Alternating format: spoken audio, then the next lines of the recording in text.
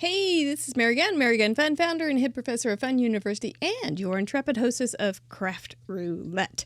This month on Craft Roulette, which is the ultimate paper crafting card making game show challenge that airs every Friday evening at 6:30 Central, now Central Daylight Time, on youtube.com/craftroulette. This month, we have a spin sponsor, Trinity Stamps, and they sent me a beautiful, beautiful stamp, and I made a kind of pretty card. I thought I'd give you some tips. Keep count. I don't know how many tips I'm about to give you, but I know there's at least 9. This is the card, the stamp set.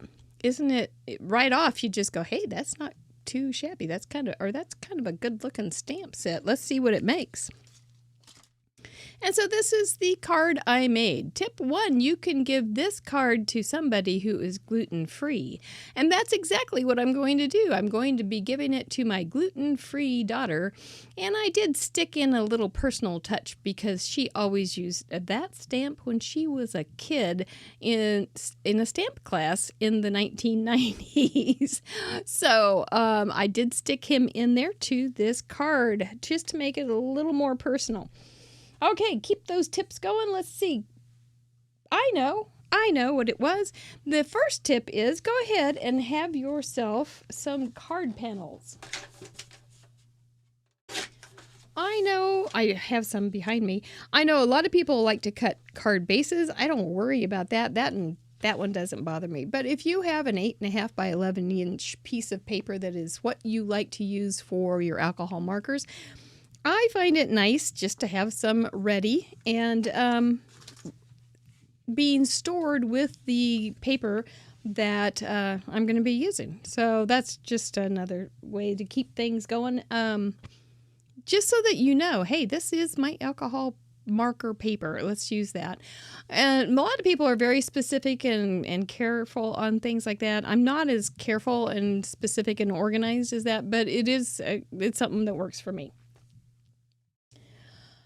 Also, speaking of basics, make sure that you use an alcohol-friendly ink. I was just checking on something else and forgot what I was saying. Alcohol-friendly ink. It's science.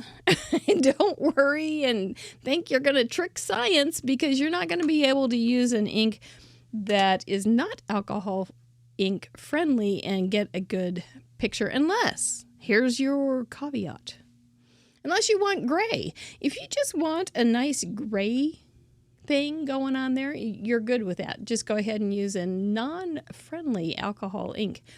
And you can make a really pretty gray tone image. It's an idea. It's out there for you. But it is science. Go ahead and make sure you know that your ink is a good choice. This stamp is very complicated. Wouldn't you say? It's got a lot of this and a lot of that, and that makes it very splendid. So my tip for that is study it a little bit before you go and start on your project. Stamp one off to make a map, so to speak, and keep that one in your stamp set. This one, if you look carefully, you can see the the little things that go together. If you look carefully here, I missed one little yellow petal and made it red. You can't cover that red with yellow. So if you go ahead and make the map first, which I didn't, you wouldn't make that mistake as likely. So go ahead and stamp one off. Notice who goes with who, which families are together, and make a little diagram so that you have something to fall back on. And then when you go to do your project, you can go, okay, I'm just going to work on this, and there it is. I'm going to work on this, and there it is. I would go ahead and outline each one of those also again with the lightest color and fill it in with the lightest color. That's just my own preference.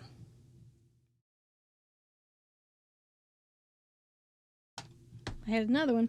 Here, I did make a mask for this by using 2 sheets of scrap copy paper this paper was thin and it was going to go in the trash. And I thought, let's give it a little more life before we trash it. Not well glued together, just has a couple strips of ATG gun adhesive in there, and then just smack dab right on there. You don't have to cut out these little extra tips. They're just gonna be a headache, and we don't need a headache. We need to have a little fun when we're crafting, not worry. Oh my gosh, I hate that. I do. So just cut those things off, cut along the lines. There's some more information on masking, I think, on Fun University. Be careful when you're doing this guy and you're doing your brushing. Go along with it so that you don't be mutilating it, okay? And go ahead and brush out. When you do make this mask, make sure you are using an ink that is going to be friendly with whatever ink you are blending. That's not the same necessarily as the one that you used here. Another thing is when you're looking for your, I don't know how many tips, see? When you're looking for your glowy color around your pretty little centerpiece here, make sure that it's going to be something that will go well and pretty with the base of the card. This yellow, since these were all yellow friendly colors, I went ahead and just went over it at the end with a light wash, so to speak, of a brushing over all of that little thing, and it filled in everything just so pretty. And then it all has the same color. It's like a family. But not all colors are going to do that. So if you have a blue and you're only using pinks, well, maybe, I might try that actually. Or if you have a gray, I don't know that I would go over that unless you want to tone down all those colors gently. It's a trial and error, but it's something to keep in mind. When I colored these images, I didn't worry too much about blending. Truth be told, I didn't worry a thing about blending. I was like, okay, I know where the sun's not shining and I know where the sun is shining, but I'm not going to worry about trying to get those things to go together very well. These little spots are way too little for my comfort level for blending. I'd save that for other projects. But I did start with a light yellow or a light red, light green, and then came in with the next level and just added some, use those lines that are in the images to help you out. And I did think of the sun because I usually think of my light source as upper right. And then slightly in front, and upper right. So it's all coming in right here. Meow. There's a pretty good course, a 4-week course on light source and understanding it in our Patreon group. You can join our Patreon group under Mary Gun Fun at any level and have access to so much. So much. Anyway, that is what I did on this. So knowing that, I kept these things a little lighter, these things a little darker, because those are where the sun don't shine. These leaves, holy smokes, I was not going to worry about them, whether they were going to be light or dark. So here's my tip on that. Make them variegated, and then you won't have to worry about was that supposed to be light? Is that supposed to be dark? And also just know if the leaf is under something being shaded by your light source, which I have right here, just give it a little darker stuff. Don't worry about it too much. I did make this brown down here, and then I did bring that up into the darkest of dark places just to give it a little something. If you studied this, you'd go, oh yeah, I see that. But big picture, it ain't gonna matter. So, just call it variegated, change it up how you want, and just enjoy the coloring process and the peace that it can bring you. Let's see, what else? The sentiment. I think I'm skipping something, I don't care. There's enough here anyway. The sentiment. This is a cute little sentiment. It says, make a wish, and then it has a nice little optional die. I don't know. I don't think you would buy this die on its own. And then, so I'm saying that it's optional to the ink or the stamp. But, so I stamped it, die cut it, but there wasn't a shadow behind it. So I took this little guy, took my pencil, and just outlined on the die cut, added the Make-A-Wish stamped, die cut stamped images, and which it was still a little too bulky. So I went ahead and stamped or cut again around the edges. Look, I made a mistake. I gave him too much of a shave. Just a little off the top, they said, and I took it literally. So he is a little imperfect, and that's okay. Had you noticed that? I hope you hadn't. But had you noticed that? I sure didn't until I was describing this. But that's me. Maybe I'm just kind of happy-go-lucky and don't care about these little things. It's probably true. Anyway, that's a good way to make a little shadow, I think. So go for it. This little guy right up here is did I tell you about this? It's a candle flame from Pear Blossom Press, and it is perfect for that little candle top. I did forget to put that little flame glow up there. So,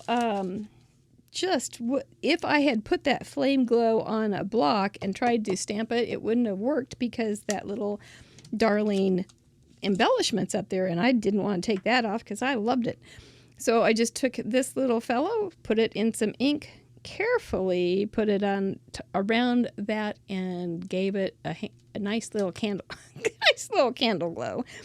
No problem. That one worked out because it doesn't have to be very perfect. Candle glow kind of twinkles and dances, and so if it isn't perfect, I'm saying it twinkling and dancing.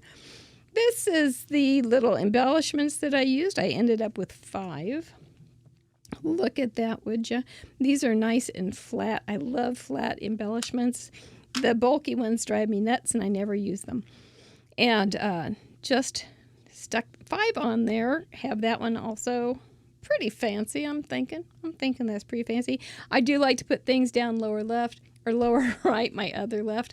Lower right because when you are done with a page in my world, you're lower right. You get to the end of a page in a book and it's lower right. So I like it to be a little bit of a weight there to say, hey, we're done with this picture. You can go back and review the chapter now, but right now we're done. We're ready to turn that page. So that's just my own little quirky self. And that is all I have, I think. Yeah, it's fun. This is a good little stamp set. If you have anything that has a little base like that, you could probably put some flowers on top of it too. That would be fine with some masking. That's probably what I would do if Trinity hadn't been so kind to send this to me. They are our spin sponsors of July, along with a cherry on top. We really appreciate it when you do go and visit our spin sponsors, because they are giving away lots of good gift certificates for our Craft Roulette viewers who send in a card each week. It's spectacular. We just appreciate them so much. And I just wanted to make sure that you knew that I like their stuff. I like it plenty good. I'm not kidding. That was a good experience. We'll see you Friday for Craft Roulette, Tuesday nights for Fun University, and you guys have a great day, okay? That's my brain kiss. Bye-bye.